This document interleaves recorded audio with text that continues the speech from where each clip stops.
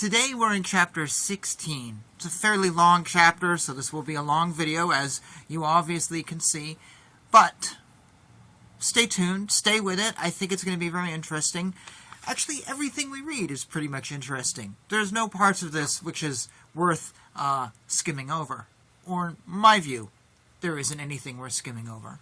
So here we go. Chapter 16, King Citraketu meets the Supreme Lord. Yeah, see, with that title, that's why I say this is going to be really interesting. Sri Sukadeva Swami said, "My dear king, by his mystic power, the great sage Narada brought the dead son into the vision of all the lamenting relatives, and then spoke as follows. Sri Narada Muni said, 'O living entity, all good fortune unto you. Just see your father and mother. All your relatives and friends are overwhelmed with grief because of your passing away. Because you died untimely, the balance of your lifetime still remains. Therefore, you may re-enter your body and enjoy the remainder of your life, surrounded by your friends and relatives. Accept the royal throne and all the opulences given by your father.' By the mystic power of Narada Muni, the living entity re-entered his dead body for a short time and spoke in reply to Narada Muni's request. He said, 'According to the results of my fruitive activities, I, the living being, transmigrated from one body to another, sometimes going to the species of the demigods, sometimes to the species of lower animals, sometimes among the vegetables, and sometimes to the human species. Therefore, in which birth were these my mother and father? No one is actually my mother and father. So how can I accept these two people as my parents? In this material world, which advances like a river that carries away the living entity, all people become friends, relatives, and enemies in due course of time. They also act neutrally, they mediate, they despise one another, and they act in many other relationships. Nonetheless, despite these various transactions, no one is permanently related. Just as gold and other commodities are continually transferred from one place to another in the due course of purchase and sale, so the living entity, as a result of his fruitive activities, wanders throughout the entire universe, being injected into various bodies and different species of life by one kind of father after another. A few living entities are born in the human species, and others are born as animals. Although both are living entities, their relationships are impermanent. An animal may remain in the custody of a human being for some time, and then the same animal may be transferred to the possession of another human being. As soon as the animal goes away, the former proprietor no longer has a sense of ownership. As long as the animal is in his possession, he certainly has an affinity for it, but as soon as the animal is sold, the affinity is lost.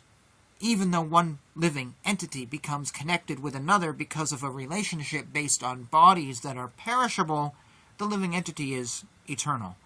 Actually, it is the body that is born or lost, not the living entity. One should not accept that the living entity takes birth or dies.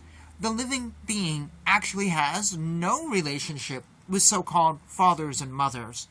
As long as he appears as the son of a certain father and mother as a result of his past fruitive activities, he has a connection with the body given by that father and mother.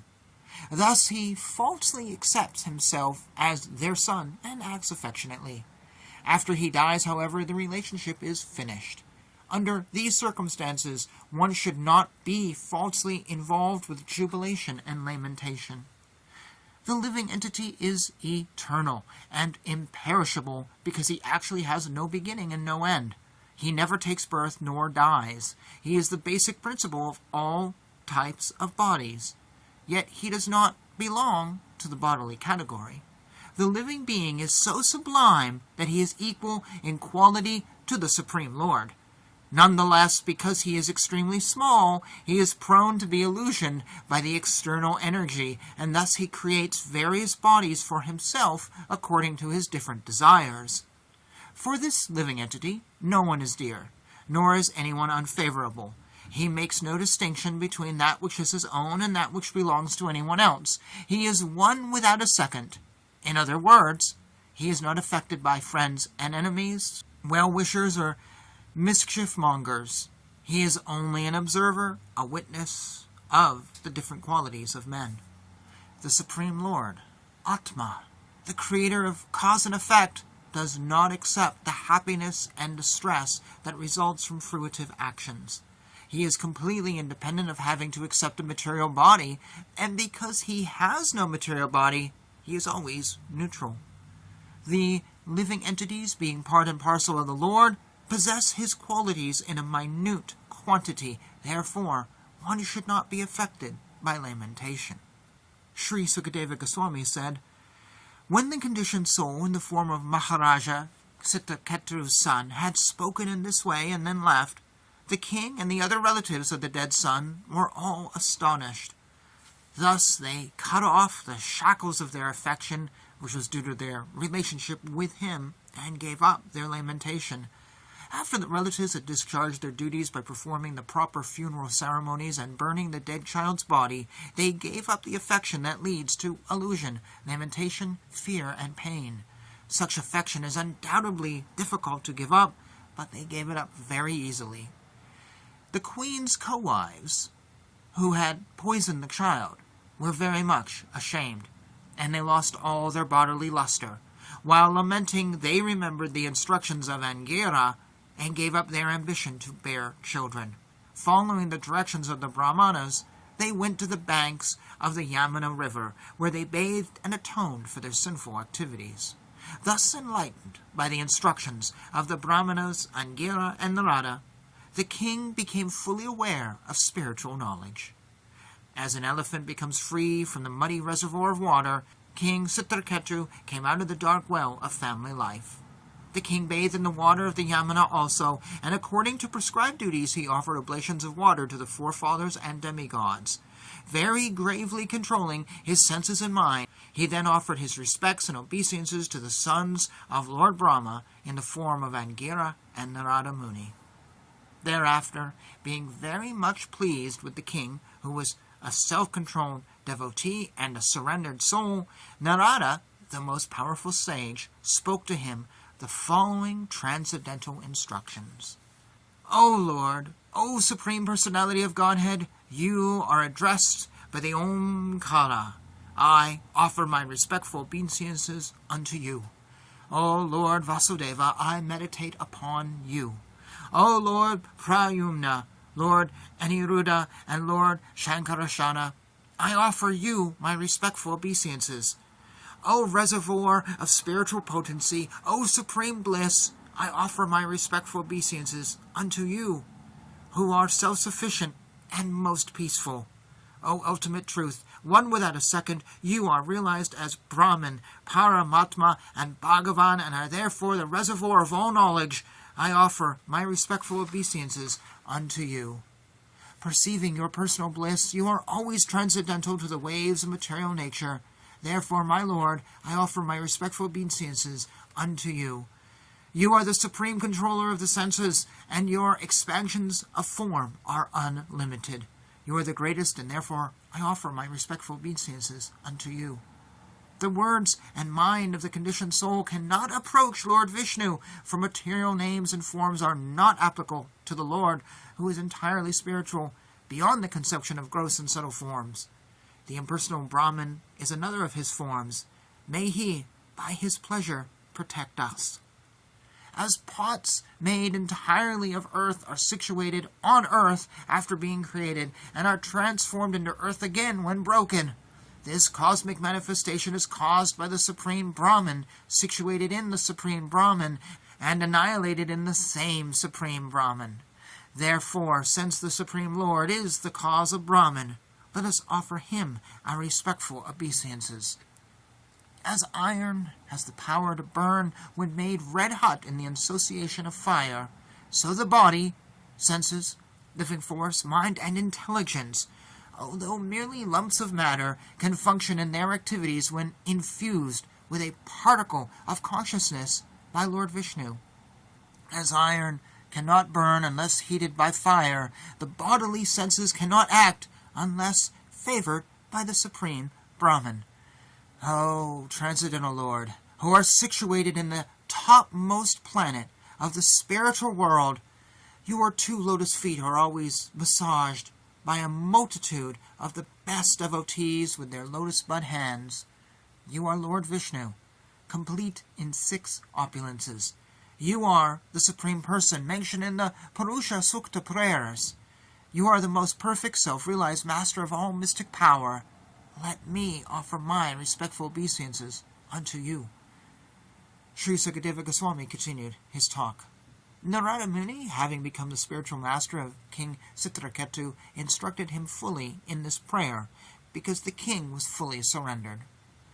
O King Pariksit, Narada Muni then left with the great sage Angira for the topmost planet known as Brahmaloka. Fasting and drinking only water, Citraketu for 1 week continuously chanted with great care and attention the mantra given by Narada Muni. After only 1 week of repeatedly practicing the mantra received from his spiritual master, the king achieved the rule of the planet of Vidyaharas as an intermediate product of his spiritual advancement in knowledge. Thereafter, within a very few days, by the influence of the mantra that Citraketu had practiced, his mind became increasingly enlightened in spiritual progress, and he attained shelter at the lotus feet of Anantadeva. Upon reaching the shelter of Lord Shesha, Lord Vishnu, the king saw that he was as white as the white fibers of a lotus flower. He was dressed in bluish garments and adorned with a brilliantly glittering helmet, armlets, belt, and bangles. His face was smiling, and his eyes were reddish. He was surrounded by such exalted, liberated persons as Sanat Kumara.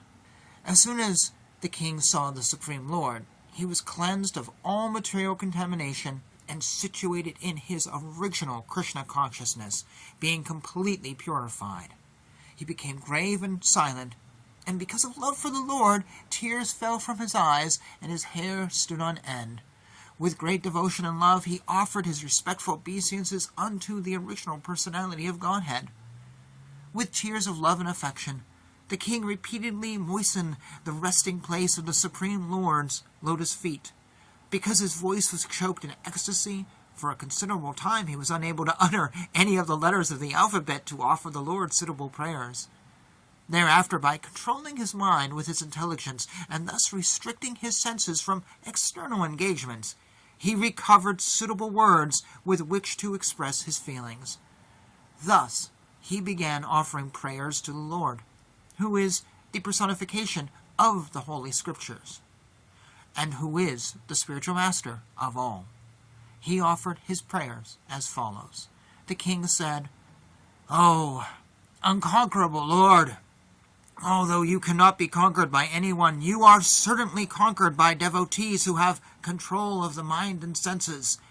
They can keep you under their control because you are causelessly merciful to devotees who desire no material profit from you. Indeed, you give yourself to them, and because of this you also have full control over your devotees. My dear Lord, this cosmic manifestation and its creation, maintenance, and annihilation are all but your opulences. Since Lord Brahma and other creators are nothing but small portions of a portion of you, their partial power to create does not make them God. Their consciousness of themselves as separate lords is therefore merely false prestige. It is not valid. You exist in the beginning, middle, and end of everything, from the most minute particle of the cosmic manifestation, the atom, to the gigantic universes and total material energy. Nonetheless, you are eternal, having no beginning, end, or middle. You are perceived to exist in these 3 phases, and thus you are permanent. When the cosmic manifestation does not exist, you exist as the original potency. Every universe is covered by 7 layers: earth, water, fire, air, sky, the total energy, and false ego, each 10 times greater than the previous one. There are innumerable universes besides this one, and although they are unlimitedly large, they move about like atoms in you. Therefore, you are called unlimited. O Lord, O Supreme, unintelligent persons who thirst for sense enjoyment and who worship various demigods are no better than animals in the human form of life. Because of their animalistic propensities, they fail to worship your lordship, and instead they worship the insignificant demigods, who are but small sparks of your glory. With the destruction of the entire universe, including the demigods, the benedictions received from the demigods also vanish, just like the nobility when a king is no longer in power. O Supreme Lord, if persons obsessed with material desires for sense gratification through the material opulence worship you, who are the source of all knowledge and are transcendental to material qualities, they are not subject to material rebirth, just as sterilized or fried seeds do not produce plants. Living entities are subjected to the repetition of birth and death because they are conditioned by material nature, but since you are transcendental, one who is inclined to associate with you in transcendence escapes the condition of material nature. O unconquerable one, when you spoke about Bhagavata Dharma, which is the uncontaminated religious system for achieving the shelter of your lotus feet, that was your victory. Persons who have no material desires, like the Kumaras, who are self-satisfied sages, worship you to be liberated from the material contamination. In other words, they accept the process of Bhagavata Dharma to achieve shelter at your lotus feet.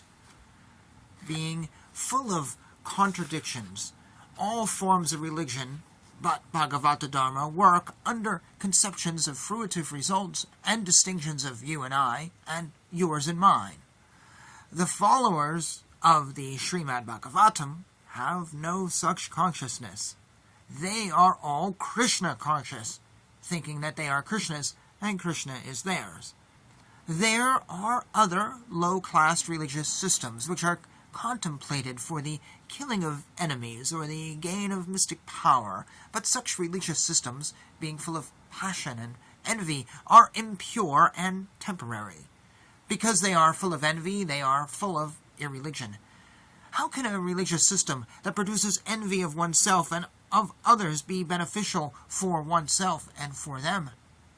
What is auspicious about following such a system? What is actually to be gained?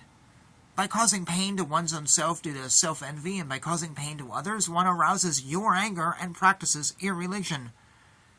My dear Lord, one's occupational duty is instructed in the Srimad Bhagavatam and Bhagavad Gita according to your point of view, which never deviates from the highest goal of life. Those who follow their occupational duties under your supervision, being equal to all living entities, moving and non-moving, and are not considering high and low, are called Aryans. Such Aryans worship you, Lord Vishnu. My Lord, it is not impossible for one to be immediately freed from all material contamination by seeing you. Not to speak of seeing you personally, merely by hearing the holy name of your lordship only once, even Kandalas, men of the lowest class, are freed from all material contamination. Under the circumstances, who will not be freed from material contamination simply by seeing you?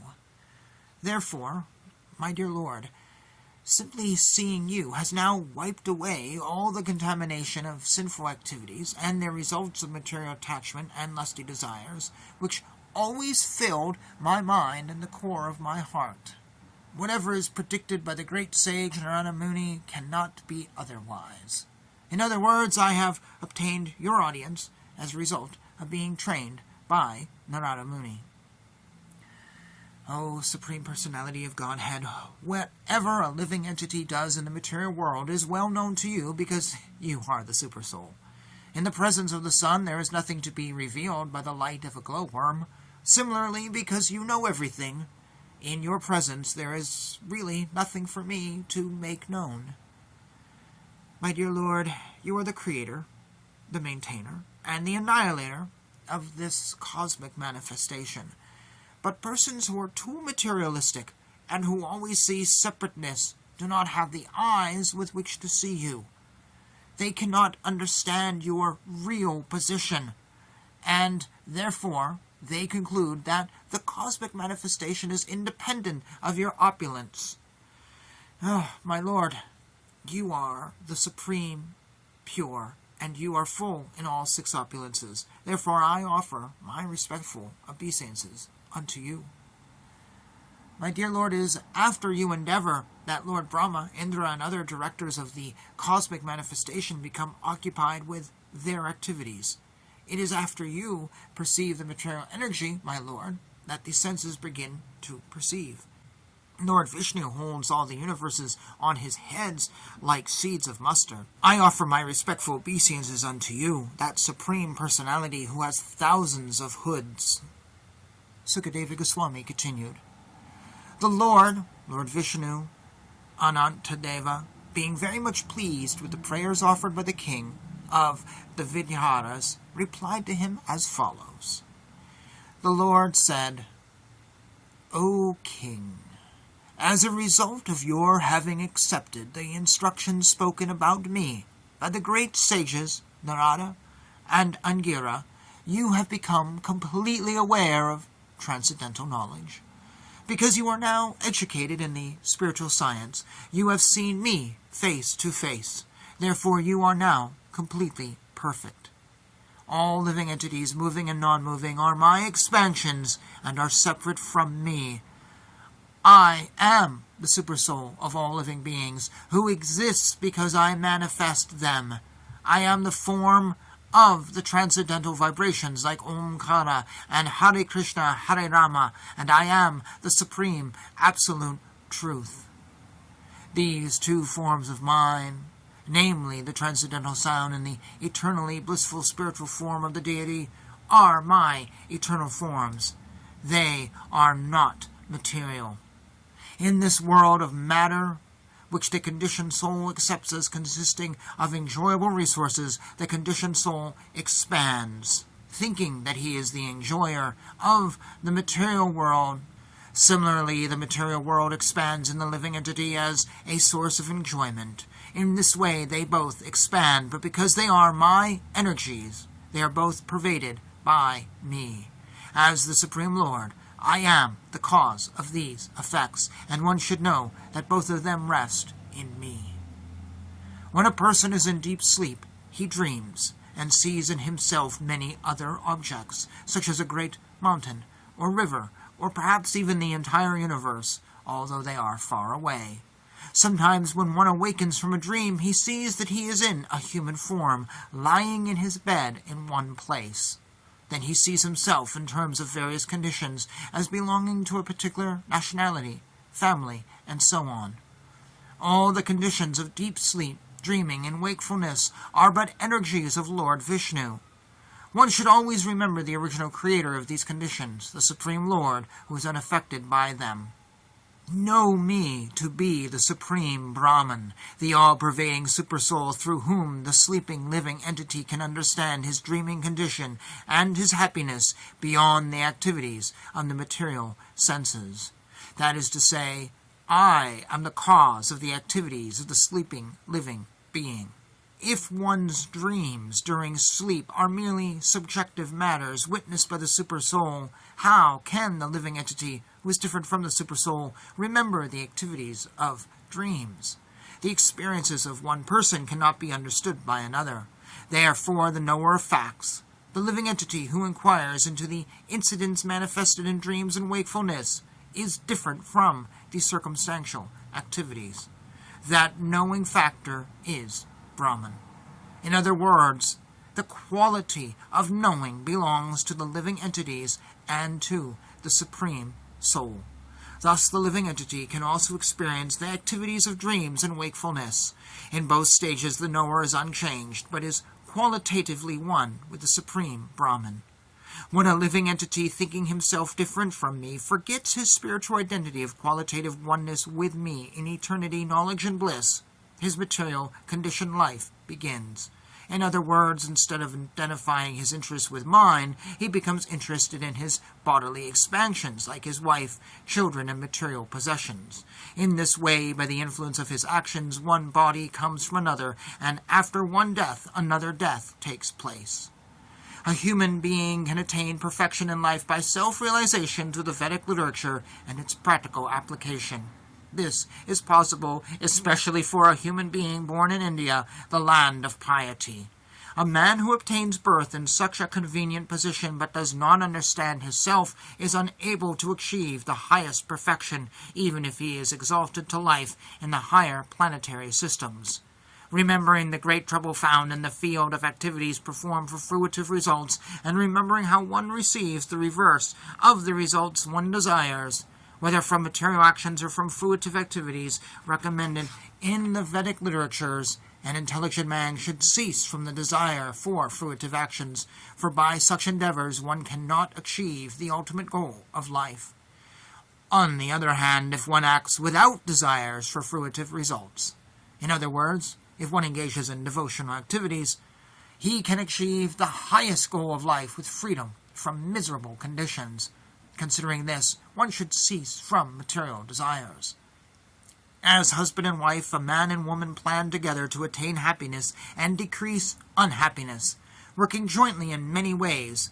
But because their activities are full of desires, these activities are never a source of happiness, and they never diminish distress. On the contrary, they are a cause of great unhappiness. One should understand that the activities of persons who are proud of their material experience bring only results contradictory to those such persons conceive while awake, sleep, and deeply sleeping. One should further understand that the spirit soul, although very difficult for the materialist to perceive, is above all these conditions, and by the strength of one's discrimination one should give up the desire for fruitive results in the present life and in the next. Thus, becoming experienced in transcendental knowledge, one should become my devotee. Persons who try to reach the ultimate goal of life must expertly observe the Supreme Absolute Person and the living entity, who are one in quality in their relationship as part and whole. This is the ultimate understanding of life. There is no better truth than this. O King, if you accept this conclusion of mine, being unattached to material enjoyment, adhering to me with great faith, and thus becoming proficient and fully aware of knowledge and its practical application in life, you will achieve the highest perfection of attaining me. Sri Sukadeva Goswami said, and thus instructing the king and assuring him of perfection in this way, Lord Vishnu, who is the supreme spiritual master, the supreme soul, Shankarashana, disappeared from that place as the king looked on. And thus ends chapter 16. There is a part here that I kind of liked. It's verse 41 for anyone who's interested. It says, there are other low-class religious systems which are contemplated for the killing of enemies or the gain of mystic power. But such religious systems, being full of passion and envy, are impure and temporary. And because they are full of envy, they are full of irreligion. How can a religious system that produces envy of oneself and others be beneficial for oneself and for them? Contemplate this. What is auspicious about following such a system? What is actually to be gained? By causing pain to one's own self due to self-envy, and by causing pain to others, one arouses the anger of the Lord and practices irreligion. I laughed before because this is so much of religion now. Sometimes mainstream religion, people follow whatever, and it's all about envy of others and this and that. And then sometimes it's New Age stuff. We often talk about how New Agers have a huge ego. Like they're the most narcissistic of all the religions out there because it's all about me, me, me, me. What do I need? What do I need? And yeah, I want you to do this and I want this, but the moment you piss me off, you're off my radar. He's calling that out. But I just love those lines. It's like, what is to be gained by these systems? God? Is God gained by a tarot card reader? No, because tarot cards never tell you about God, for example. I just really like that. I like when we see something like that that is incredibly relevant to the present day. Now, I have 3 problems, and they are translation problems. So this translation was translated by Sri Prabhupada. It is said often that his translations are untouchable. They are the best. I am sorry, they are not. Now, some say that this is the Word of God, and I say that all the time. But if it's the Word of God, why does it have mistakes in it?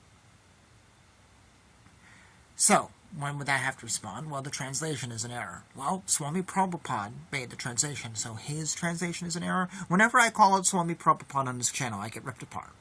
But I'm honest. He has put mistakes in this book, or God said something wrong. It has to be the latter. I'm going to give you an example of 3 of them. Well, 2 of them at least. Yeah, 3 of them. So, one is verse 36. You exist in the beginning, middle, and end of everything. Okay. From the most minute particle of the cosmic manifestation, the atom, to the gigantic universes and total material energy.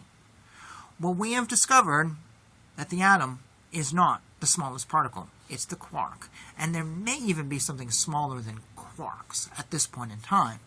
When Swami Prabhupada died in 1977, did he know this? I don't know if the quark had been discovered. So he wrote what he perceived was the smallest, the atom. But it's not true. It's not the smallest. So, if God wrote this book, why would he say atom and not quark? Now you could argue, well, people didn't know what the quark was, but did they know what the atom was? Kind of, sort of. The atom has an interesting history. They knew something existed. Swami Prabhupada, though, has a background in pharmacy, so he knew what the atom was. The guy wasn't stupid, but he put it in here. But it's not true. It's the quark. Unless you disagree with science, and so science has found something smaller than the atom, and you're going to say, no, science is wrong, it's actually the atom. So what's that thing that's smaller? An illusion? This is wrong. So Swami Prabhupada's translation is wrong. I don't know what this word is in Sanskrit. But if God told us it's the atom, well, science has proved God wrong. So there's something wrong here. Then there's a translation issue also. In verse 51, it goes, I am the form of the transcendental vibrations like Omkara and Hare Krishna, Hare Rama. So reference to the Hare Krishna chant. What a coincidence that Swami Prabhupada, who endorsed this chant, would translate a book that mentions the Hare Krishna chant, even though, historically, the Hare Krishna chant is not mentioned in very many books. The first reference to it is in an Upanishad, which I have read on this channel. Why did God say the wrong thing?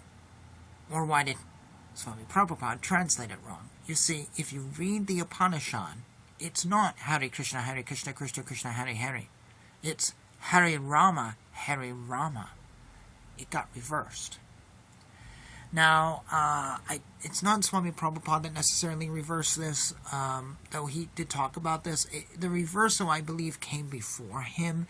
It may have come from Sri Chaitanya, but until then, it was always Hare Rama first.